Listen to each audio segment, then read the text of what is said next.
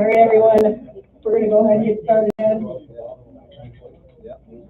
Here we go. Again, feel free to just go ahead and keep eating. No worries. Mosey over, get some dessert. So why are we here, right? We want to let you guys know what we're doing in the community, and we want to get your guys' backing. You guys are the ones that hold this thing together, right? We don't get to do this without community. So we're here to inform you. We're here to increase awareness. We all know that substance use is an issue, right? We all know that there's people suffering from substance use. We want to establish credibility with the community. We want to let you guys know what we're doing, how we're doing it, and we want your guys' stamp of approval, right? We want to know that you guys are in support of something positive in this community to help build these people up, right? We want to foster networking, gather information from those involved and impacted by the choices that we make in this community, and ultimately to answer the call, right? Each of us are here today because we were called by Jesus, and that's what we intend to do first, right? And with that, I will pass it over to Ryan.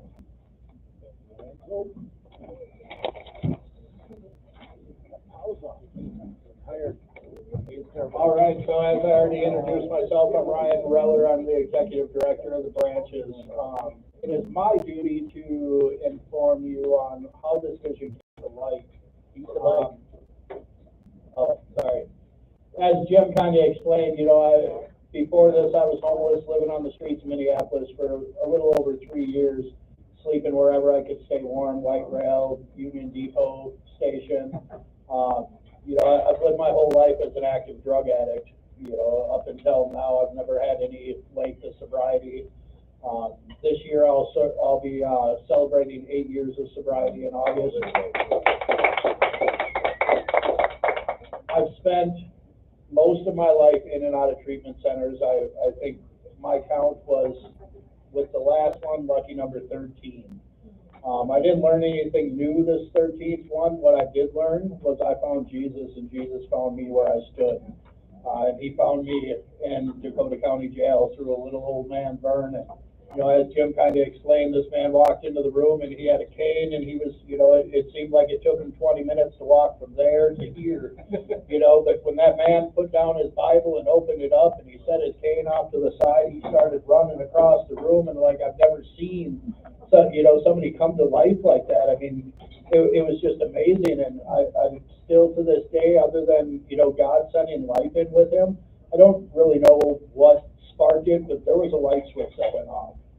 And I knew I was destined for something more. I started a Bible study while I was in jail. We kind of had our little corner of a block that we did our Bible study every day, and I said, I can't just get released on the streets. I had no obligations to go anywhere or do any treatment at that point, but I knew I needed something. I knew if I got just released out of jail, I was going to end up going into going right back to where I came from. And I knew I didn't want that, and I knew God didn't want that for me. So I got myself signed up with the treatment, and I got into treatment, and once again I started another Bible study while I was in treatment. I went to Recovery Plus in St. Cloud. I don't think they're actually active anymore. But it took me a few weeks to get a room, because more and more people, after my roommate said, "Hey, can I join you?" I was like, "Yeah, that's fine." And more people wanted to join me at 3:30 in the morning, waking up to do a Bible study. But once I was able to get a room, and by the time I left after my 28 or 30 days of treatment, I had about 15 guys waking up, at about 4 o'clock in the morning to do a Bible study. That's how amazing God is. To get a bunch of drug addicts and alcoholics up at that time before group to actually come and study the Word, it's just a miracle. And then, they told me, "Hey, I'm done," and they sent me out, said, "Hey, we're going to release you into the wild," and I'm like, "Whoa, hold on, I'm not ready yet." So I signed up for about a dozen halfway houses, and I was like, "God, wherever you see me, that's, I guess, where I'm going." And Lord and behold, he sent me here to Mora, and he put on my heart saying, "Hey, you need to help people. You need to help men specifically find Jesus the way I found you, the way Vern found me." And after knowing, I've known people in addiction and people that have been in and out of treatment centers and halfway houses my whole life, and I've seen that common denominator. nobody usually ever obtains any kind of sobriety without Jesus. You know, and without people that genuinely care and are willing to guide them in the right direction. You know, it isn't that I want to do everything for a person. I just want to be there as a support to show them the right way and show them that with Jesus, we can change. And it is possible. I mean, look at me. If you would have saw me back then, you would have been like, man, watch my purse, watch my wallet. What's this guy going to do to the guy I am today? You know, I mean, first time homeowner, you know, 2 years ago, I bought my first home in Ogilvy. You know, before that, I couldn't even muster up a $500 car usually. You know, now I have a couple. I mean, that's all Jesus, and I could lose it all as long as I keep that, you know, keep that love I have in my heart for Jesus and what He's done for me. That's what really matters. So that's how the vision came about. You know, ultimately it started with little old man bringing in whatever Jesus sent with him that day, and Doris blessed me with getting me in contact with that man after I'd gone to Mora here. You know, with her connections in the jail ministry, she was able to connect me with him. What a blessing. And the one thing that stuck out when I first talked to that man is, you know, I thanked him. I said, I don't know what I'm thanking you for, but I want to thank you. And he says, don't thank me, it was all Jesus. And that stuck with me, because that's what this is all about. It's not about me. It's not about, you know, my life or my vision. It's about Jesus' vision. This is what He's put on my heart, and I'm just blessed to be able to be His hands and feet and make this happen. So that's what I got. Why do we need a Christian halfway house? Well, kind of like I had said, without Jesus in my life, I wouldn't be here. And, you know, the other places that I've been to, and the other places I know others have been to, they have a very low success rate because they lack that faith base. And now we're not just a flop house. We're not just a space to fill a bed. We're actually going to provide programming, Bible basics. We're going to do relationship building skills. You know, we have a list, as you know, as Michael kind of bring up. We have programming that will be happening. We want to try to gather with the community, and we're going to do community service, helping the elderly in the area, helping other churches to, you know, host functions. Anything we can do to get the guys to not sit around. You know, when we're in active addiction, we forget what normal life's all about. We're giving back, and what genuinely caring about another person is, because we're so caught up in our addiction. You know, the drugs honestly puts the devil in us, and it makes us do things we would never do sober. And, you know, to get back to some kind of a normalcy and, you know, a life of I guess I have a lack of a better term, just a normal life, you know, something that we can look forward to. I mean, I didn't have any positive role models, period, in my life growing up. I came to Mora, and I met some people at True Vine, and they didn't even know me, and they genuinely cared about who I was. That's the type of relationship I want to give to these guys.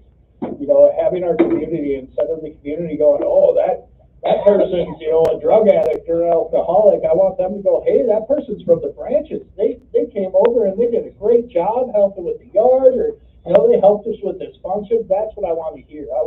I want them to be lifted up by the service they can do, and to see that they're better than what they've allowed themselves to be.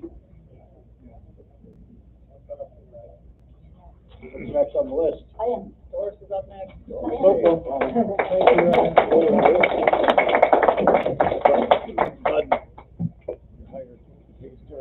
So, as you already know, I'm Doris, and yeah, I invited the people that I invited for good reasons. Number one, I was on the SAC group with Barb and got to know her. Substance Abuse Coalition of Kennewick County. And so I knew that Barb would have an interest in recovery residents like this. I know Sandy. I've known her for so many years, who knows where. And I was on SAC for. oh, that's right, you were on SAC too, yeah, plus I got to know her in the Republican too. And Sandy has gotten her marketing. She has a that no one else on our group so far has, and so I really wanted her here. And, Robin, she's pretty low-key there, but actually she's not, because she knows how to raise funds and have fun. And so I'm happy to have Robin here to hear all about this, and Gary already shared some experiences. There's even my pastor at one time, so. With that, you know, because I volunteered in the jail for so many years, I've gotten to know a lot of men, and I've seen changes where they make a commitment to the Lord. They start reading their Bible every day, and when I go in once a week, I can see the change. They're changed, and but then they start attending all the programs, and that's good. But then they get out. Whoops. And they might go to a couple AA meetings, or they might attend to Celebrate Recovery, but if they don't make friends right away, they're back with their old friends. And pretty soon they're back with their old habits. And that's, when I heard about the branches, Ryan told me about the branches, I was really excited about it, because I know that this is what we need in Nora.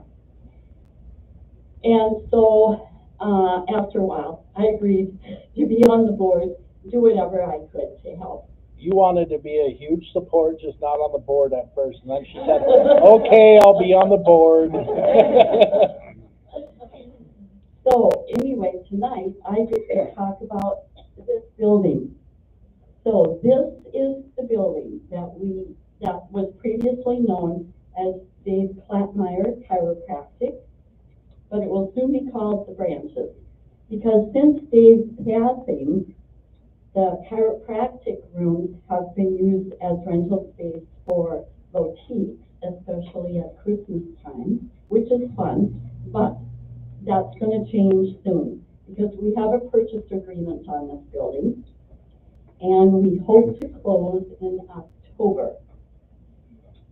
The Crisis Pregnancy Center is in the front, and that will stay. They've agreed to stay, and we've agreed to let them stay. We don't need those rooms.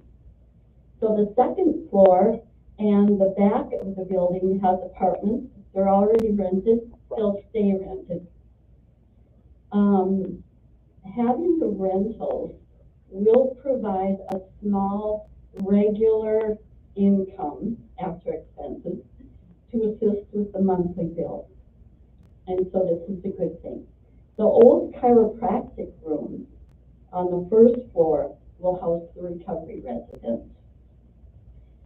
Since the individual rooms are already in place, there's not a lot of structural changes that need to be made, but we do need to add a second bathroom, showers, and a kitchen. We already have a few volunteers ready to go to work, and some ladies who want to furnish and decorate, but we just had to tell them to slow down a little bit. Their time will come, but it doesn't mean that we don't need more help. Financially, we are a nonprofit, a 501c3, so we will rely on volunteers and donations a lot. Whether we'll be able to get grants, that's, you know, grants have a lot of strings attached, so we'll just see as we go what happens there. We have some fundraising ideas already. Golf. I don't golf, but a lot of people do. How about a, Robin, what was the other one? I forgot. You did another one last summer. Oh, bowling. Yeah, well, I haven't bowled in a lot of years, but it sounds like fun. I'll be there. And so now I'm going to let Mike Thompson talk about programming.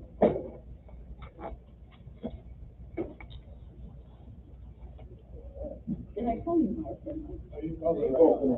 Mike, yeah, Mike, he said, oh.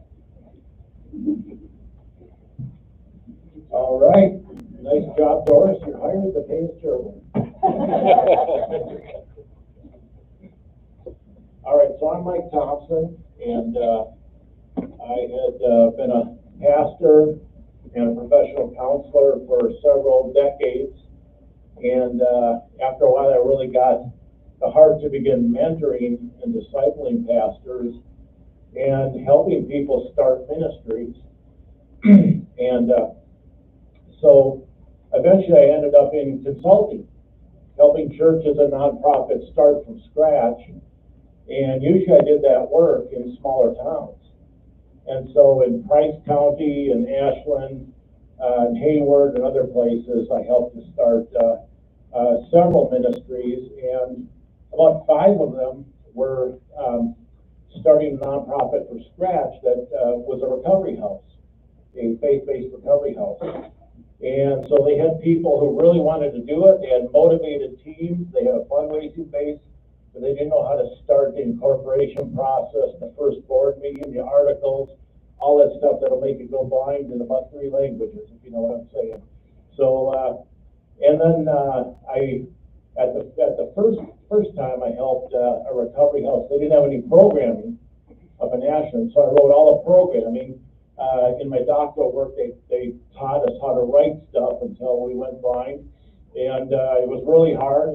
But then when I went to programming, I'm going, well, this is actually pretty easy now. So I thank God for the massive challenges of that education, and it turned into something that God could use.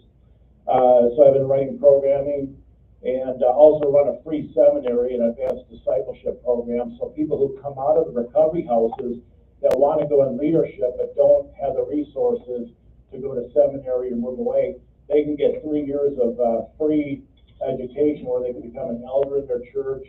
2 people went through the program in Hayward, and they're running the House of Hope now, former addicts, street drunks, and someone from the FBI's most wanted list.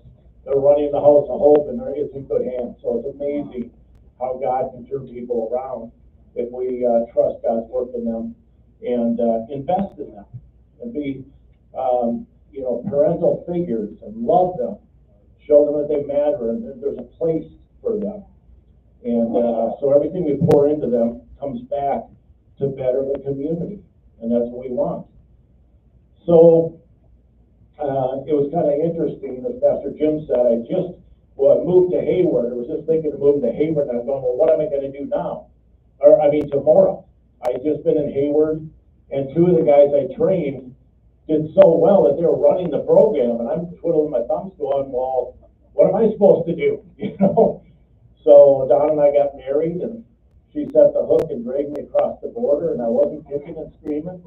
But then I called Pastor Jim, as you know, and it's like, lo and behold, they're starting a faith-based recovery house. It's just amazing. What are the odds that there'd actually be something for me to do right up my alley here? So I jumped in with them from the beginning. I'm doing what I can.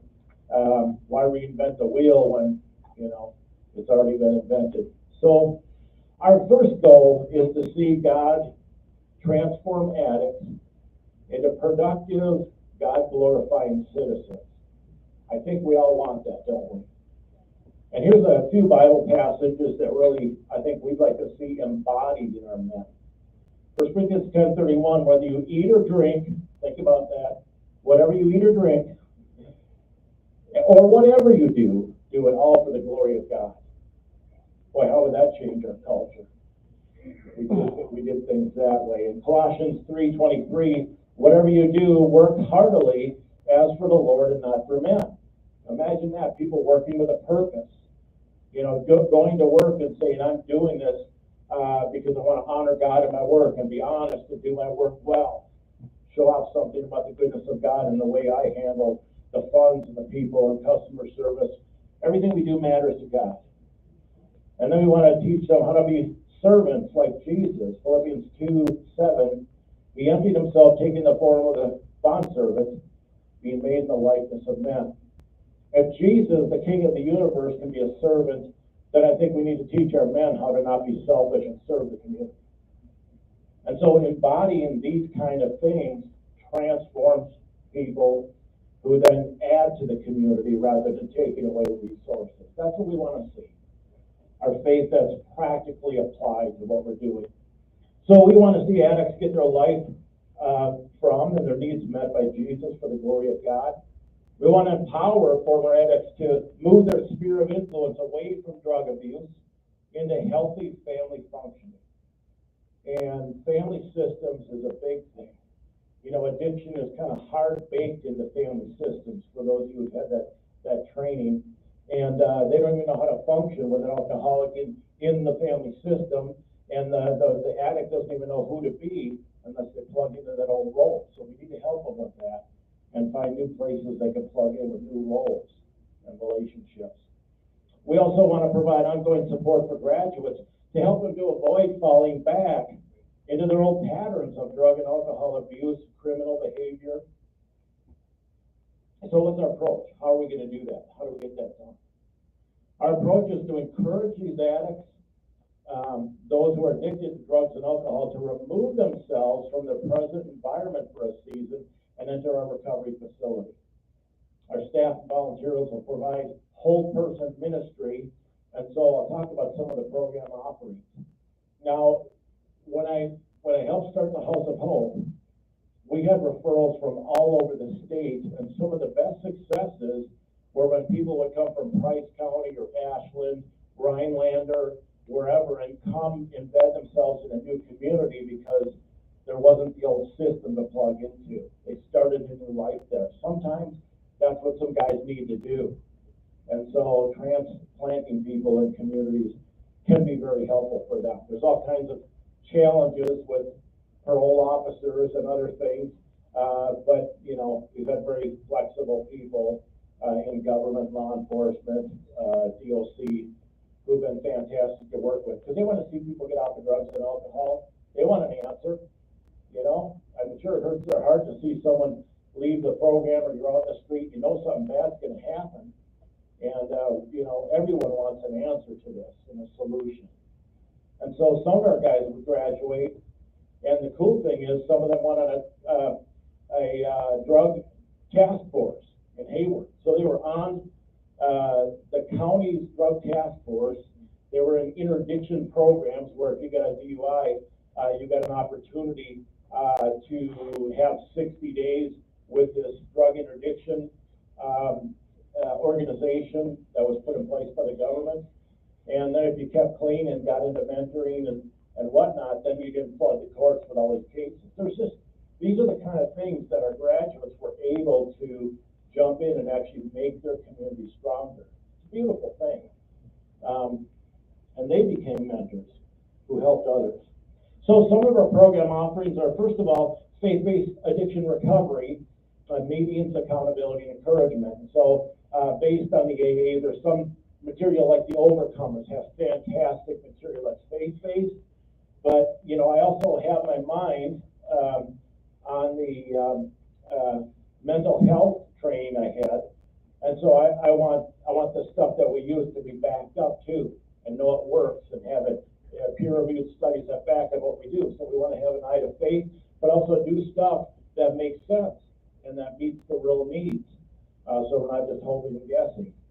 And so we want addiction recovery material that works and is tested and proven. And so we'll include that. Mental health counseling with partner agencies and in-house,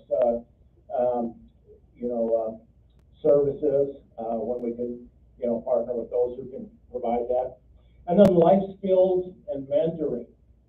That's one thing that I spent a lot of time writing programming for mentoring, life skills, because what I realized is a lot of addicts came out of the House of Hope, and they were ready to graduate, and they didn't know how to open a checking account. They didn't know how to basically make an agreement or go to a job interview and present themselves well, or have the basic skills that it takes to work. How do you dress right? How do you act right? You don't act like you're mouthing off with your buddies. This is different. So what's the work culture like? And so we have to teach them those things, because you're in some ways starting from scratch. So you have to think through all the micro skills that someone would need to add up to a life of success.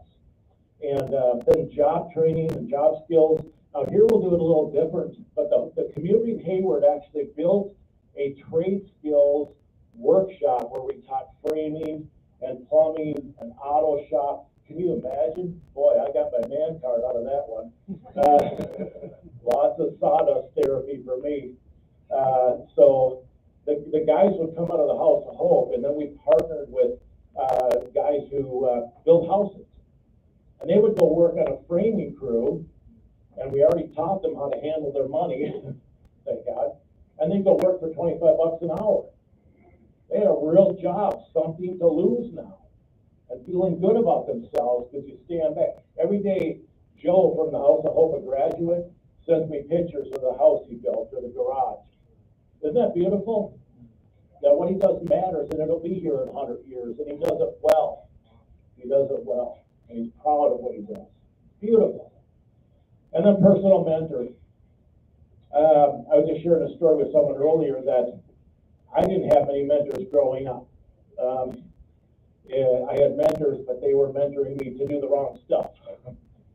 And so I remember my first mentor, I just asked him, can I come sit in your house and just see how you do life as a family? I have no idea what this is like. And I overheard he and his wife have a squabble. And for me, normally that would end in someone getting hurt, someone being thrown down the stairs, mom with a busted arm. I mean, this is normal for me. Well, how do you negotiate when you have some kind of conflict? And I heard him negotiate, and she said, oh, this is a 5 for me, and he said, well, it's a 3 for me. I don't like giving in, but if it matters that much to you, let's do it your way this time, and then I'll get the golf outing next month. And I'm going, nobody got hurt, and they worked it out. I can't even believe this. And so to be able to personally mentor someone, and a lot of the mentors that I've seen have welcomed them into their family and their bonfires, and really honored them. And then they didn't turn against those people who showed them honor and gave them something to lose, a real new start. What a beautiful thing. So to show what normal could be like, that's what mentors do. To show how to problem solve, or how to budget, or how I'm having this difficulty and I'm letting you into my world while I'm working out my problem. I'm sharing a process that you can carry with you. It's a beautiful thing. And that's missing in a lot of guys who come from the streets. Think of how grounded you feel when you know what to do when trouble comes. That's what we want to see. And so we have programs written, we have specifics. If you want to see that, drop me an email or get a hold of me, and I can share with you some of the programs that we've written or gathered. But I'm pretty excited about it. I really am. So a daily routine in other recovery houses that I helped to start, we started with prayer. We worked together through recovery materials. We did classwork related to personal, spiritual, relationship, health, and whatnot. And then chaplains from all different churches teamed up with us, and they would take turns coming in and doing a devotion and a conversation. So these men got to know church leaders in the community. They were on first name basis with them. What might that do for you? That's pretty good. Then in the afternoon, men worked in the trade skill workshop, or they went to work after 3 months. So we had 3 months just in the house to keep them, rewire their brains. The next 3 months they went to work and checked in and did testing and accountability and so forth. So we kept them in a safe environment while we encouraged them as they found a job. And then after 6 months, we went to a phase 3 program and moved them across the street where they got ongoing mentoring as they re-engaged life and tried to learn how to do that with a little less stringent oversight. So that's kind of how we set it up in other places. We'll see how it goes here. The board will work that out. But anyway, that's just an example of a daily schedule. So it's a bad idea to keep men bored. That will not end well. You probably all know this. A bored man is sometimes a dangerous man to himself and maybe to others. And so they need to be active in learning or serving and being a blessing to others.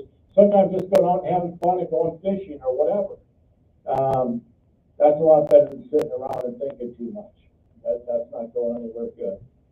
So what partnerships do we need? What do we need from you? We can't be effective in our ministry without partners and without the church. We need partners. And your partnership is really vital. And we respect the work that you've done to make people's lives and our citizens safer. Each agency can partner with us to help us deal with the scourge of addiction, which affects the entire community. Each of us have a little piece, from law enforcement, keeping citizens safe, the DOC to help transition people and then move them to the next step. And what do we do when we're released? We need to partner together. And we understand and respect the work that you've done. I've seen it from all angles. And, your role is vital in the community. So we want to partner with you, not make your job harder. You've probably run into that before where someone had a big idea and made your job harder. We don't want to do that. We want to learn from you. How can we help you do your job better and just be a little piece where you can be a referral source or maybe brainstorm together or whatever we can do. So we respect what you're doing and want to partner together in ways that you'll tell us are helpful.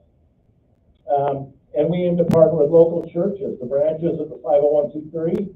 We want to partner with all local churches who want to see Jesus deliver people of drug and alcohol addiction to the glory of God. If you want to see that, we want to partner with you. And we aim to partner with government, law enforcement, DOC. We want to learn from you how we can partner with you and maybe fill in a few pieces that are missing for you. I have all kinds of examples. I won't go into it, but you could think of ways right now maybe that we could make life easier for you or encourage you even.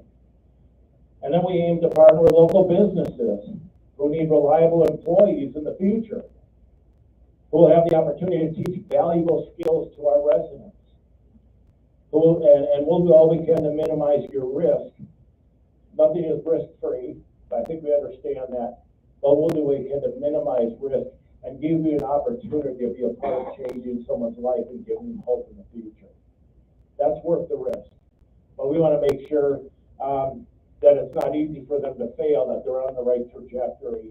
We don't want to just turn someone loose to you and then they go and wreck things. And I'm sure we can think of examples of where that's happened. Especially guys seem to like power tools if they're on drugs or alcohol. So we want to get them to the point where you don't have to lock up your stuff too much. And anyway, so we ask that you consider ways that you and your people can contribute your time serving on the board. We need a few more board members. So think about that. God put that in your heart. Or we need help at the residence volunteering for all kinds of stuff. We need donations of furniture, office supplies, first aid kits, furnishings for rooms, clothing and food on an ongoing basis. And so your people are already doing that kind of stuff. That's what churches do. They look for a need and they meet the need, and through doing that, they're the hands and feet of Jesus. That's how we roll as churches. And so there's a need here. And however God's leading you to partner with us, we'd love to get in front of your mission board maybe and talk to them about what we're doing. But we want to partner with you. And then lastly, there's communication cards on the tables. And so the idea is to make it easy to contact each other. And so we'll probably send out a group email, maybe in the hidden part, the BCC part, in case you don't want other people to see your email. But fill out your email, your address, contact information. And on the back, there are suggestions for ways you might want to volunteer for the ministry. So there might be things that aren't on there that you want to put on that you think of. Go ahead and fill it out in that section. So right now, we'll just let you fill out those cards, and then when you're done, you hand them to Ryan, Dora the Explorer. Dora. All right. Who's next? I am. Kapauza. Yes, one more slide. Thank you. My name is Katie Boyle, I'm an LADC at Recovery Health Treatment Center. I'm also a Bridge board member, here we go. So I don't really know how to top that. Michael Thompson, you are a wonderful man of God. You know, I don't know if this is my first time telling you this, I'm sorry. When I first met Michael Thompson, I was pretty jaded. I was like, this guy is too perfect for what we're doing. This can't be real, right? Life's been a little rough to me sometimes, so I was like, when's the shoe gonna drop? But Michael Thompson, faithful man of God, shows up every time. He's got all the stuff that God gave him to bring to us. Couldn't ask for a better board member. So long story short, there's a vision here, right? There were a lot of amazing things said tonight. Really, we're all here to just love one another, right? We want to see those people that really need that love and care. We want to see them strong and healthy and serving God, right? And that's our mission. So now we can have questions and answers. Okay, anybody have any questions? Yeah. How many beds is the house? Here, I suppose I should get up here too. So we do have enough room after kind of walking through and getting a vision of the place. We would have enough for 10. I don't know that we want to push that many. I think our ultimate goal is 6 to 8. You know, you start getting too many bodies in a place and you start losing the focus.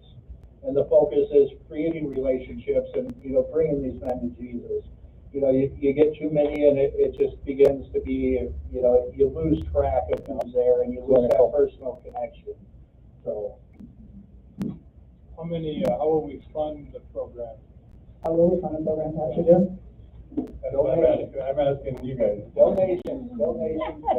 Yeah, donations. We are still, because we haven't opened yet, we still have our money and savings, that kind of thing. We're still doing a lot of fundraising stuff.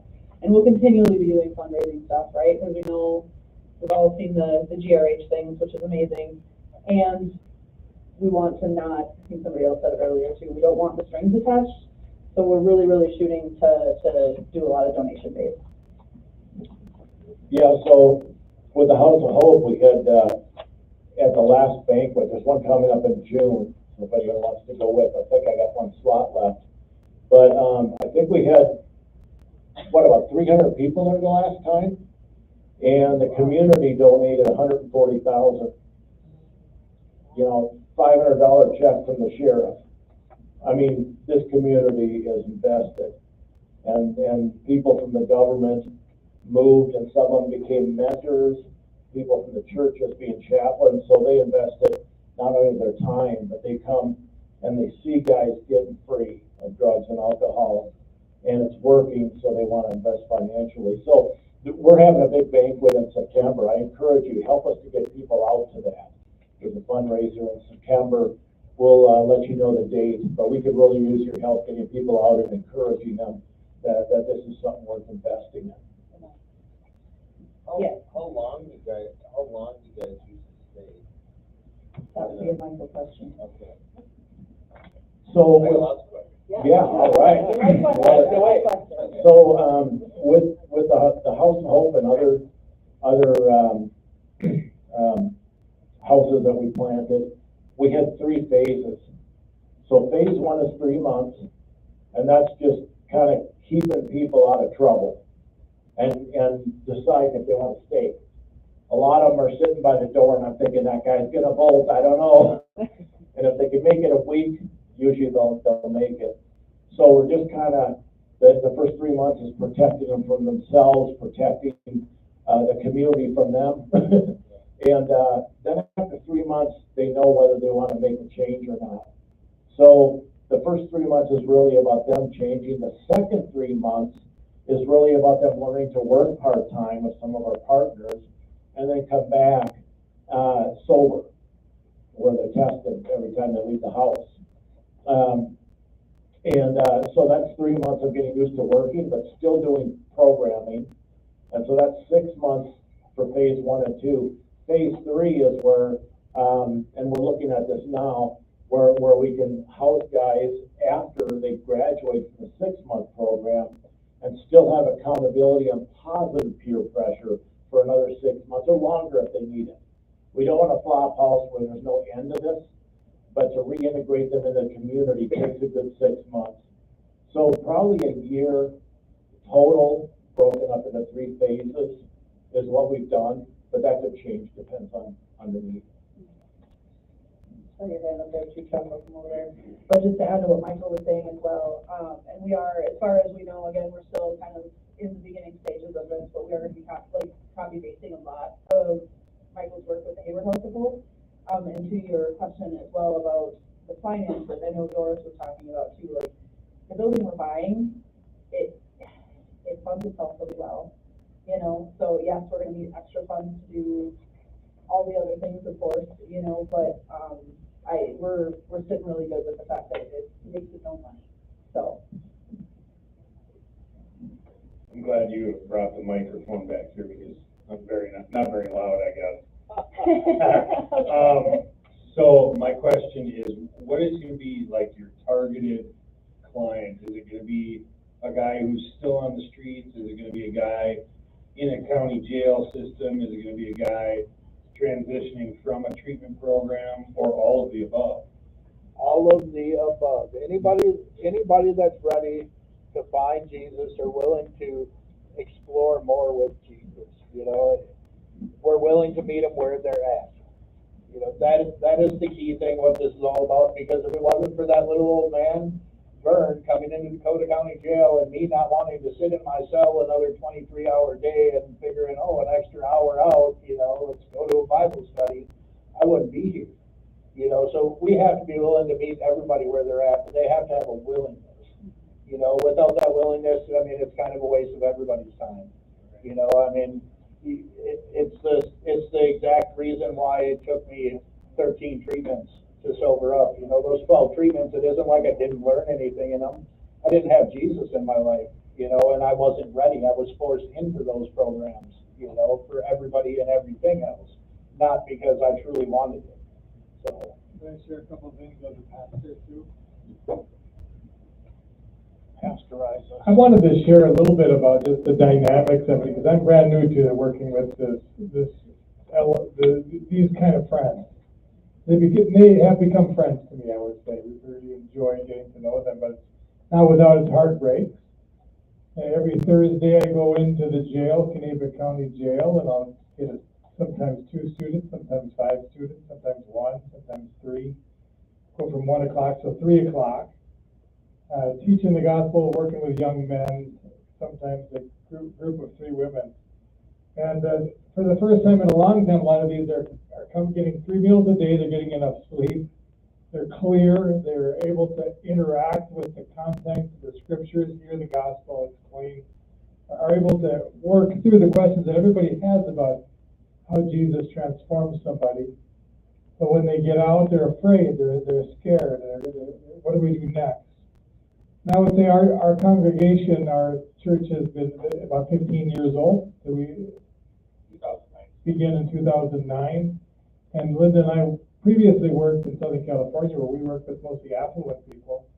Now we come here and we get to work with right on the ground level again. It's really good for me, because working in the jail ministry is difficult, because they can tell if you're a hypocrite or not. And that's the reason I do it, because you cultivate in your mind, do you really believe what you're saying here, or are you just doing it for a job? And so I've been making friends. They're eventually getting out of jail, showing up at True Vine service. Our church has a Sunday lunch after every meal, so we get a chance to mix a little bit. It's important because many of our people, they're afraid of those that have been in jail. They're scared. They don't know what to say. Are you going to get me? Or I don't want to make this kind of friend right now. And they're thinking I'm fighting. They don't think they're good enough. They don't feel like you would ever love me. So we're saying you sit down for lunch, you get to know each other, you talk, you see them going to this church or the other church where people are embracing them and loving them, and without the relationship, it doesn't work. But I'm finding that it really is working in our church. If you can imagine, our secretary at our church found the Lord Jesus Christ as her Savior in Kanabec County Jail. She, came to know Christ as her Savior, turned her life around. She's raising her 2 grandkids. She bought her first house. She's a homeowner. It's on Highway 70. She's got a beautiful place. She's good at it. She's good at raising kids. She says, and I'll just say with most discretion, she was involved in every sin you could ever imagine, bar none. And now she is an upstanding, hardworking, sincere, effective Christian leader and the church secretary. And you'll find her most every Sunday at the soundboard, along with Ryan. I got on the soundboard, and one of our leaders here, Ryan Reller, he's a guy who was homeless for 3 years, a guy who's now a homeowner in Ogilvy, lives up in Watertown. The house is clean, it's nice, he's a good caretaker of that house. Yeah, His we have garage to is break that clean. up. Because, sometimes you showing up a guy like me, He walked into my house the first time and he said, "I've never seen a bachelor's house so clean." Yeah, that's what it was. That's true. There's no pizza boxes around or anything like that. And so we are watching these leaders grow and be cultivating skills of helping lead other people to Christ and be functional members of society. And it's fun to watch it, but as a pastor, I see that we need to open up doors. This opportunity would open up doors for us to integrate. We need pastors like you, like governmental workers, leaders, community leaders in our area, who can give back to somebody, get to know these men. They know your face, you know their face. They're calling you by name and they're trusting you. There's failures, we'll acknowledge that. But we see the ones that is effective, or there's effective, lasting, serious change is worth it. And that house that has opened up, that 10-bedroom house, miraculous how that occurred. Is it Diane? Was it the original first hospital in Mora? It was also Martha's nursing home at 65. In 65, when you were a young, brand new bride and brand new nursing student, you worked at that house? I was director of nursing. Did they have 10 rooms in it at the time? They had more. They had more. But they were 23 double residents. Bigger. It wasn't just single room. Many were doubles and triples and so on. I'm just excited as a resident to be a part of something where God is doing something that's unusual in the community. It seems like the Lord is putting people in place, and we need your help as well. Pass the word for us. Think about how you can help make friends, serve on a board, help lead a group of volunteers. It's really fun. More questions? I have some. Do you know an annual cost per bed and residence? We Haven't figured out yet? We haven't really come up with a figure yet. Do you have corporate sponsorship yet? Not yet. Those are two to be worked on, huh? Yes. As a comparison, Ryan, without using the name of the other matters, how much does this manna per bed get from the government per month? Well, for other sober houses in the metro area and surrounding, typically if it's a GRH funded, it's usually I believe it's between $1,100 to $1,400 a bed is typically what like the government would pay. So like from my understanding, if we were to try to go GRH, we would, if the guys decide to start working, those guys that start working would also have to pay that GRH fee, which how can you get back on your feet when you start working if all of a sudden you're spending your whole paycheck paying to share a room with somebody? Yeah, with the House of Hope, we were able to have the whole program cost about $4,500 per person, which is pretty low. So that's what we had to raise per 9 months? for a year. portfolio. Yeah. We really found ways to get our costs down. Part of that is to help to make items in the trade skills workshop that we sold. But yeah, and there was food donations, a partnership with the food shelf and other things that kept the cost low. So we had to have partners to do that, but that's pretty low. I don't expect it'll work out the same way here. It'll be probably more like $7 or $8 grand a person, but anyway, that's what's been done in some places. $600 a month, something like that. Yeah. If everything goes right. Ryan, in a conversation we had, you pointed out the difference in the vision and goal for what you're doing versus government support. Could you address that? I think with, kind of Doris hit with that, when you get into government support, we kind of are bound by certain things. We start losing our ability to, do what really God's vision is. And that's where we struggle. Like, we want to make sure that we're keeping God's vision the way it is and not having anything else detouring us from that. One thing I can speak on that I know of directly for this exact subject is the great state of Minnesota is participating in a harm reduction type programming now, where if you accept any state funding, then they expect you to allow medical marijuana, Suboxone, what is the other not Suboxone, the other one? Methadone. And they're calling it harm reduction instead of abstinence programming. And let's be honest, if you're calling yourself believers, we believe we're a new creation. We're no longer the same. We don't need to rely on those things. Can I see that just for a second? And I want to say too, I don't necessarily, as far as the harm reduction piece goes, I think from like a clinical perspective, right? Like, I work in the field, I'm an SUD counselor. I think that there is value in meeting people where they're at. Yes. Right? Because I've seen a lot of people, how do I word this?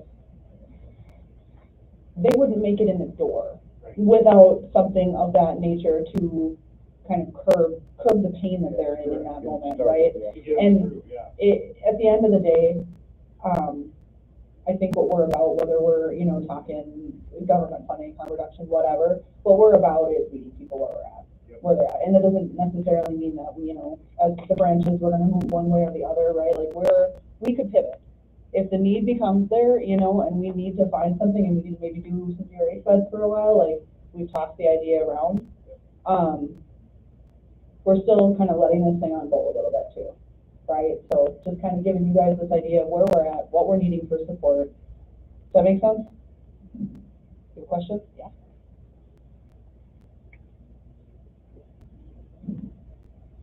So my question is, if you guys do start accepting money from the government or whatever, how does that go with a lot of you can't praise Jesus, right? Like in a lot of these places, how are you gonna, how would you deal with that?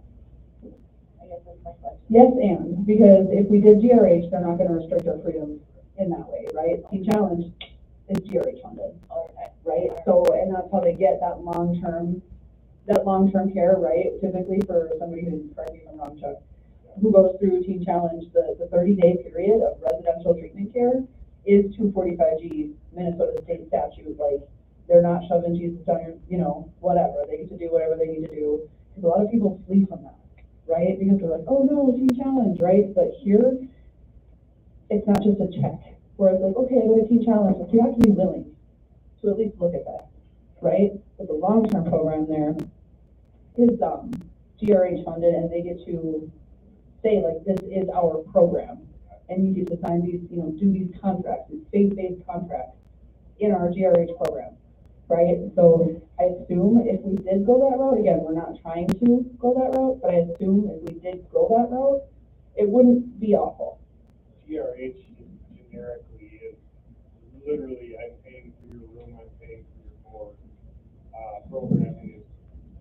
Programming then is privately funded. all they're really paying for is your bed and your meal. Yeah. Well, and that's exactly like changing gates, you know, just outside of town. They're GRH funded as well. Me and Doris have spent some time talking with Guy Kaufman, you know, as we were in the early signs of starting to talk about this and just, you know, expressing, you know, hearing his struggles and hurdles that he's overcome, you know, since he, you know, he's the only program really around close to a faith base that, you know, that actually does anything. So we kind of reached out to him and, you know, he's excited to be able to branch with us and, you know, we're hoping to be able to be a part of each other and, you know, help each other out as we go through it. So, I mean, and like I said, he's GRH funded as well, so. More questions?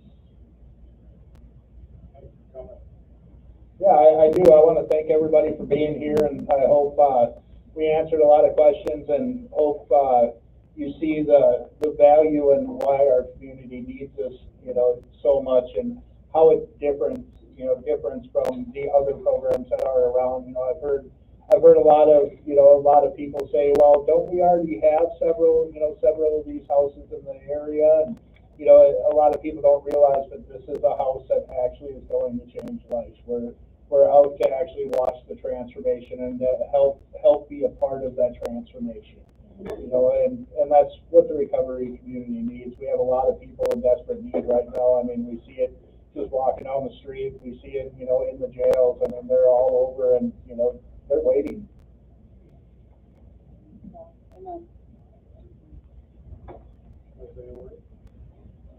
All right. Thank you all for coming. Please, where are we doing the Connect cards? We're giving the Connect cards to Ryan. Enough to Doris. Doris, we're getting our Connect cards to Doris. Yes, thank you.